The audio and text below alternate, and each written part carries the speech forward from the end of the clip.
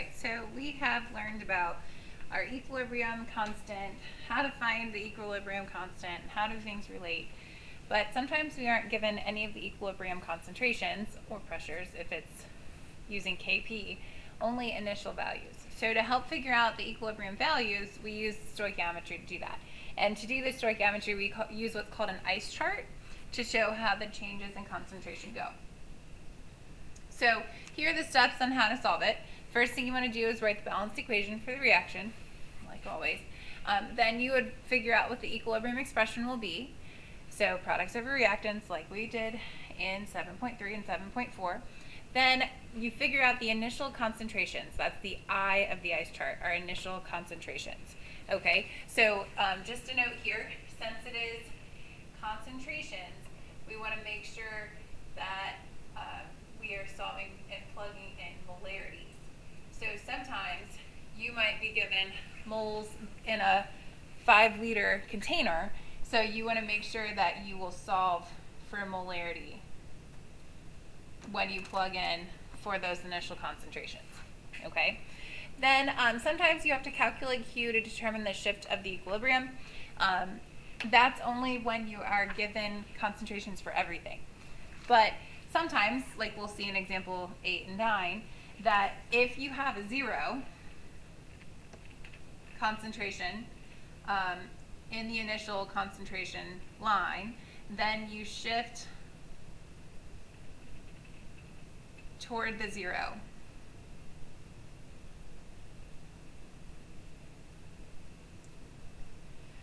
So we'll see how we won't be given all of the reactants or all of the products, and then we just know that we're adding towards 0 and subtracting away from the 0.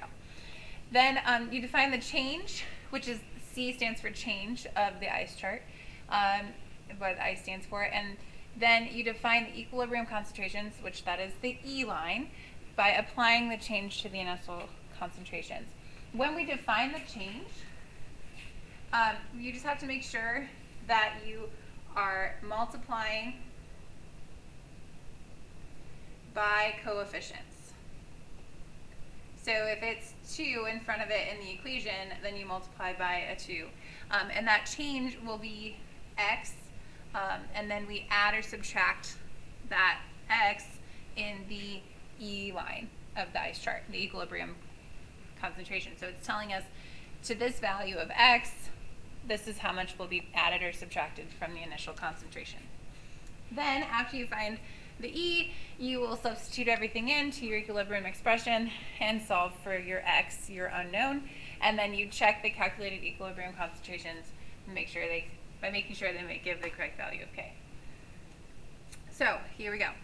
Carbon monoxide reacts with steam to produce carbon dioxide and hydrogen gas. At 700 degrees Kelvin, equilibrium constant is 5.10. So that is our K. Calculate the equilibrium concentrations of all species if 1 mole of each component is mixed in a 1-liter flask. Okay, so the first thing that we need to do is write our equation. So we have our carbon monoxide reacts with water, and then the products that are formed are carbon dioxide gas and hydrogen gas.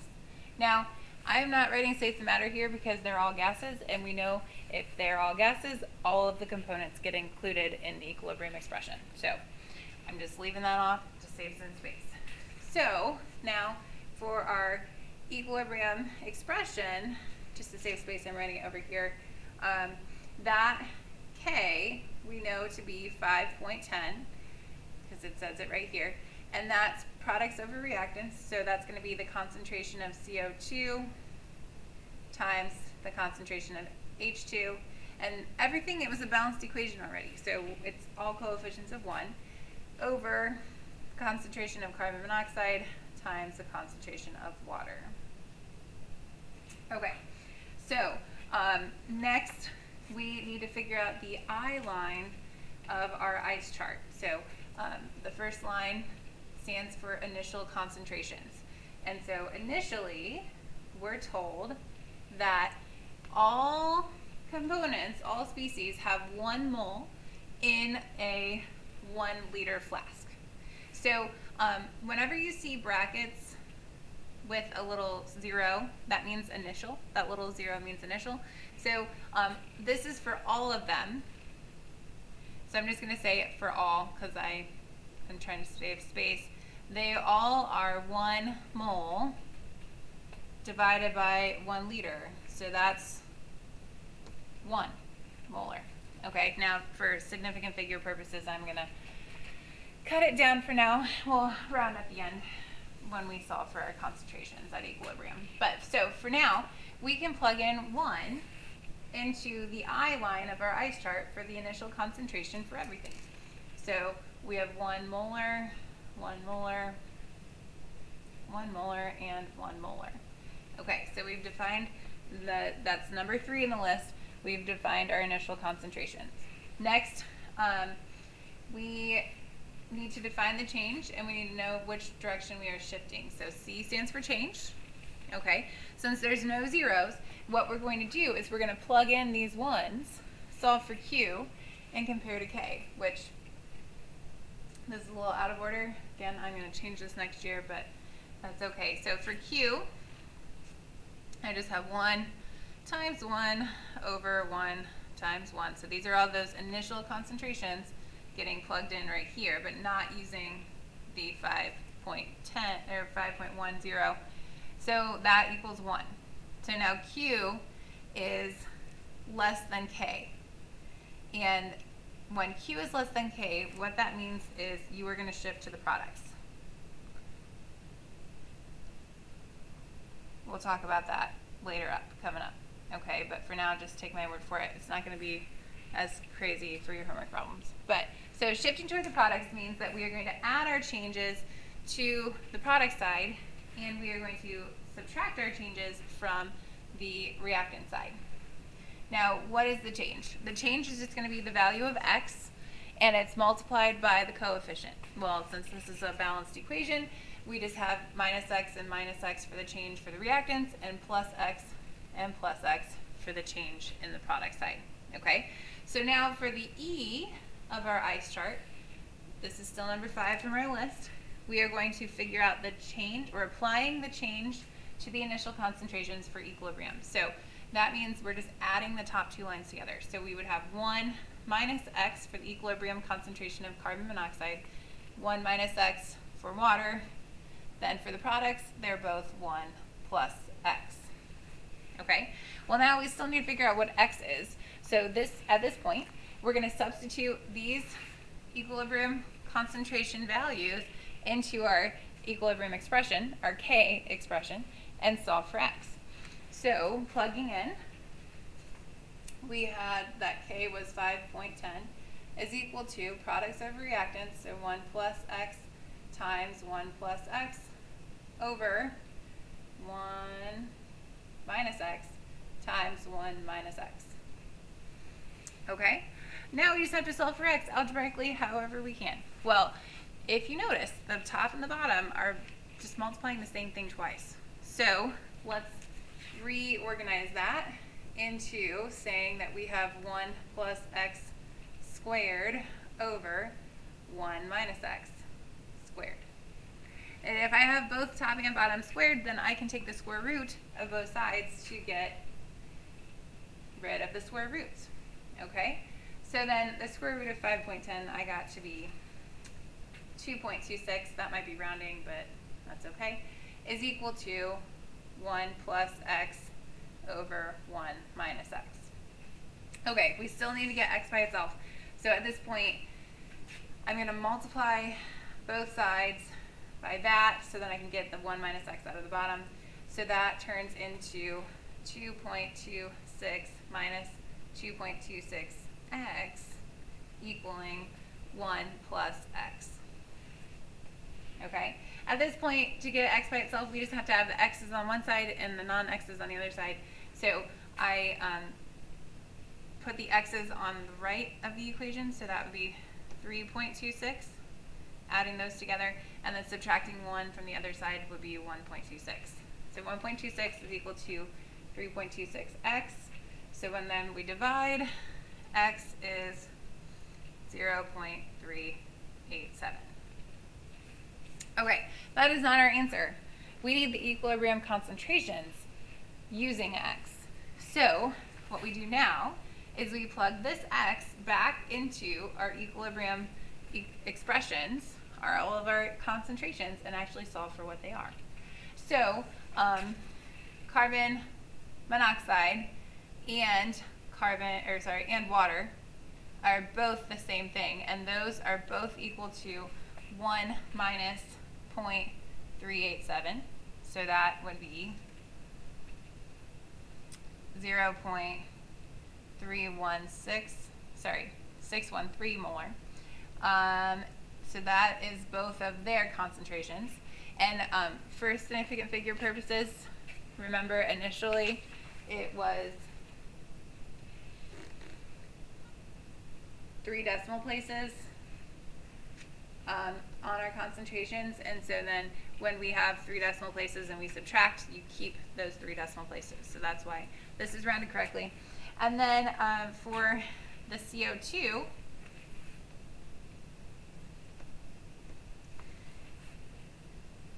that is also equal to the H2 at equilibrium, and that would be 1 plus 3.87, so those would both be 1.387.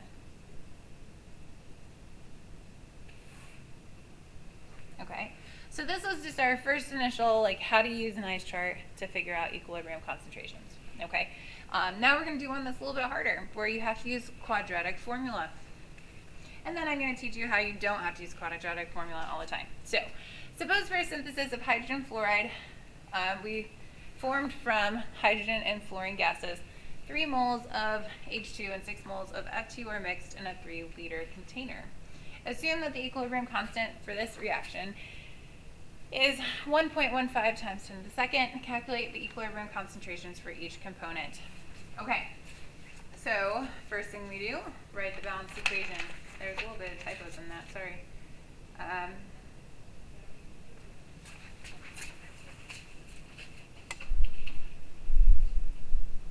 So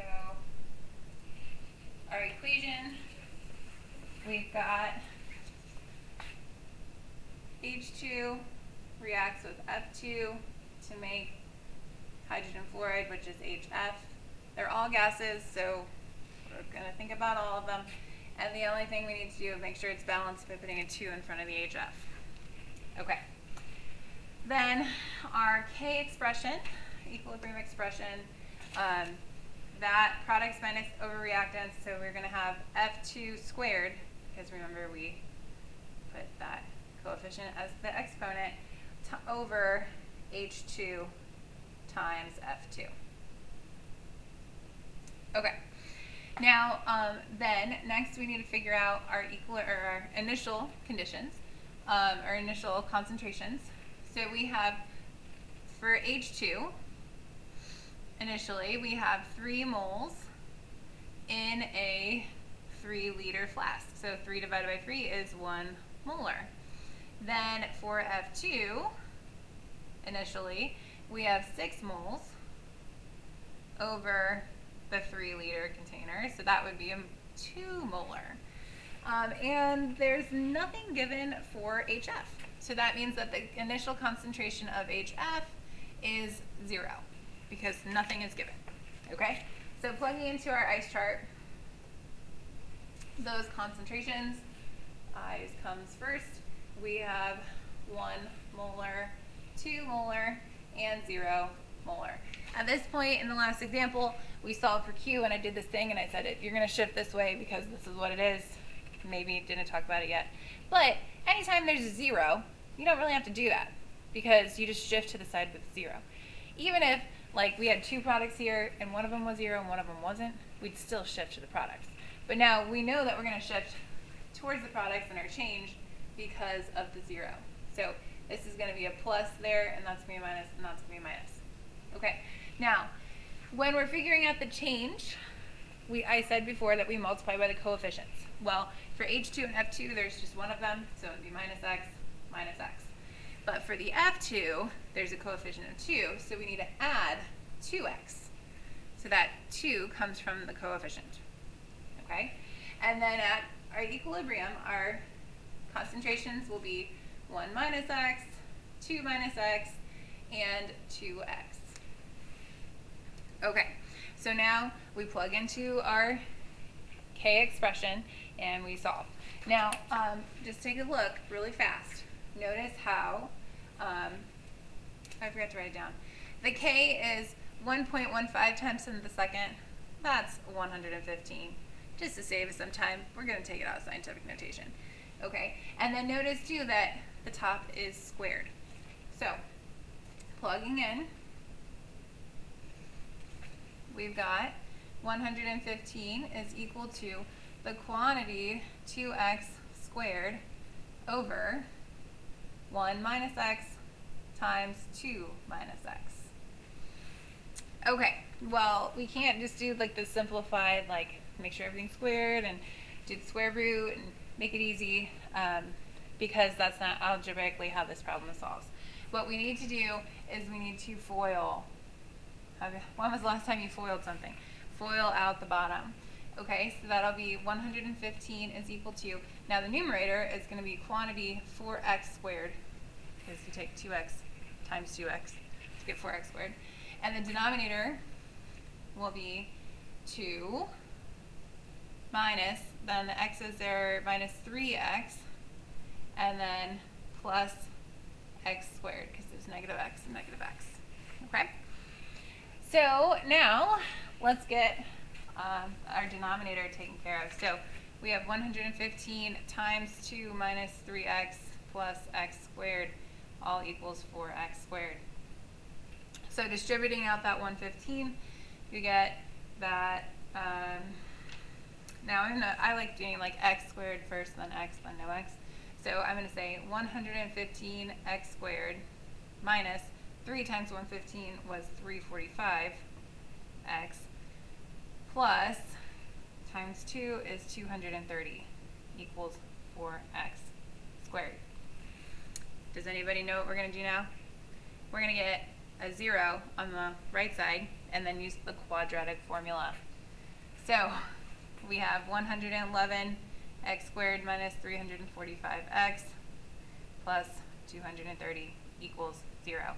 So at this point right here, we're going to use the quadratic formula,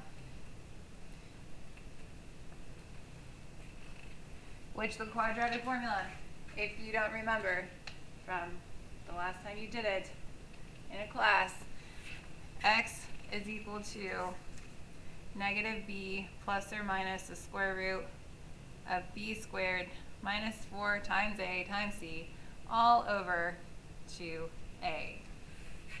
Okay, so now I can show you separately if you need to know how does that plug in and how does that solve and what does that look like. But to save time on this video, because it's going to be pretty long, I'm just going to tell you that my two options when I solved for x were 2.14 and 0.968. If you don't get those, contact me and I'll try and help you out, okay?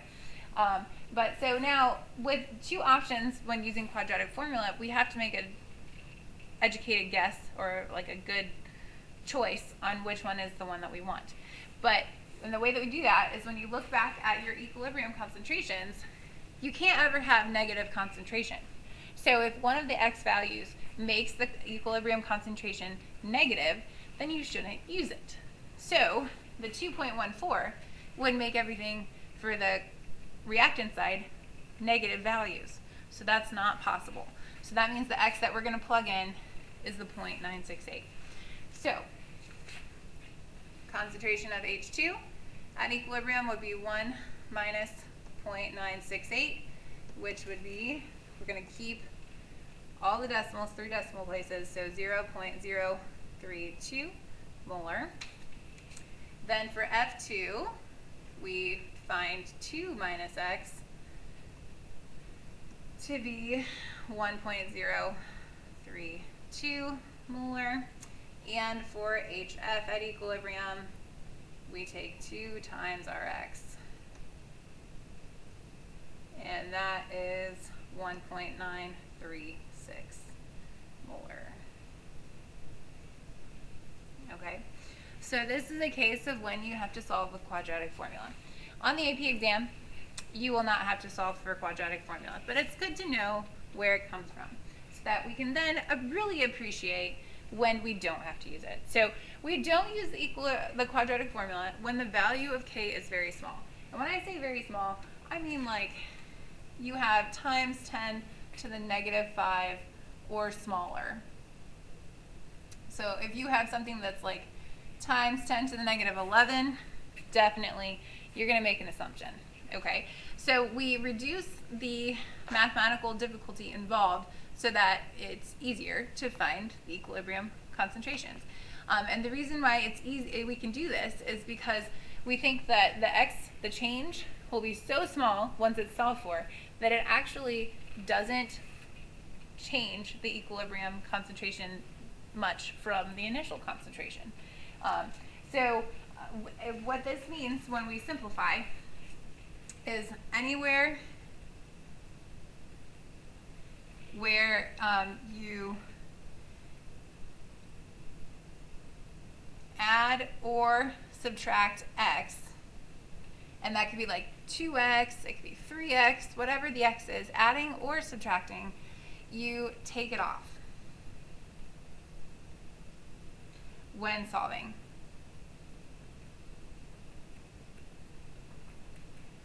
Now, it is good to still put it back in when you find your equilibrium concentration, so we're going to see that.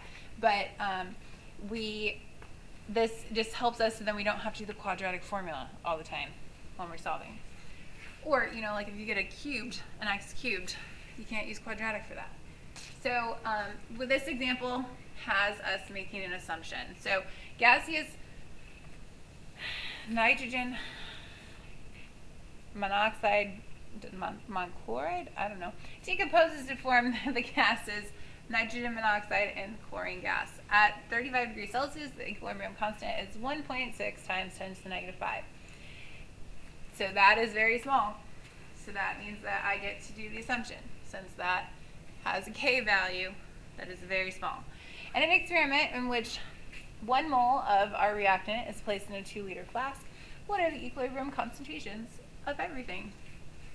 So, first of all, let's write our balance equation.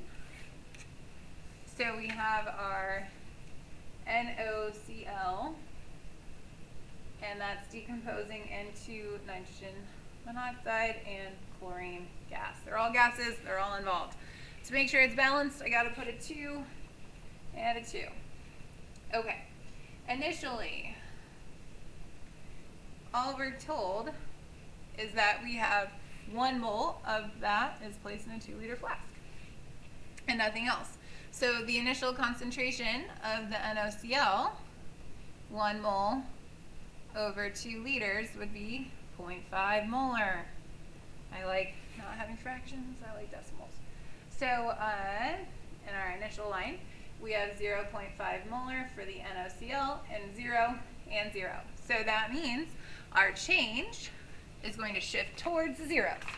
So for the C line, we're going to have minus on the reactants and plus on the products. Now, the x's you multiply by the coefficients. So for the reactant, it's going to be minus 2x. For the NO, it'll be plus 2x. And for the Cl, it'll just be x. So at equilibrium, for the NaCl, we'll have 0.5 minus 2x, then just 2x for the NO and x for the Cl. Okay? I'm sorry, I forgot to have us write out our K expression. So we know the K, we're told that it's 1.6 times 10 to the negative 5. Very small, we're going to assume in a second. But that is going to be the NO concentration squared times Cl2 over NoCl squared. Okay, so now that we have figured out our equilibrium concentrations with x, we can solve for x, plugging into that. So we have 1.6 times 10 to the negative 5th equal to 2x squared times x over 0.5 minus 2x. Okay, this is where we now get to make our assumption. Okay, so we've been doing everything like normal for the last two problems up to this point. What the assumption says to do is anywhere that you add or subtract an x or 2x or 3x or anything, anywhere added or subtracted, you just take that part out only. So for this problem, the only place where we can take that out is this x2 or 2x right here. Okay? On the numerator, both of those have to be included because they're both multiplied. They're not added or subtracted, so we have to keep them. But in the denominator, this is our only spot. Sometimes you'll be able to change it in both top and bottom, but for this problem, only the bottom. So that simplifies us to have 1.6 times 10 to the negative fifth is equal to our 2x quantity squared times x over 0.5 squared. So now it's a lot simpler to solve. Okay, so 1.6 times 10 to the negative 5 equals, the numerator is going to turn into 4x cubed over the denominator of 0.25. Okay, and then I want to get that denominator gone. So when you multiply 0.25 times RK, you get a very small number. My calculator just said 4 times 10 to the negative 6 equals 4x cubed. Dividing by 4, 1 times 10 to the negative 6 is equal to x cubed. And then at this point, to get x by itself, we can cube root, which also is taking it to the 1/3 power. So I'm going to just write cubed root, but know that you can take it to the 1/3 power. Okay? And by doing that, x is, we only have one possible option for x because we didn't use quadratic, 0.01.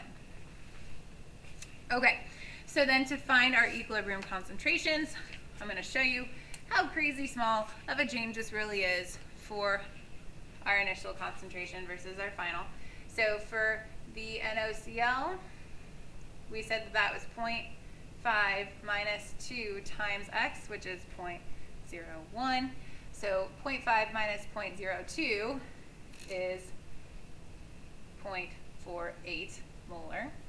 That's very, very insignificant in a change. So that's why the assumption is okay. Then for NO, it's 2x. So 2 times 0.01 is 0.02, keeping our 2 sig figs. I do that. And then for the Cl2, it's just x. So just 0.01. So 0.010 molar. Okay, so we do like assumptions, they're better. When most of the time on the AP exam, you'll be able to do that. So I think on the homework problems, I try to pick more assumptions than non-assumptions.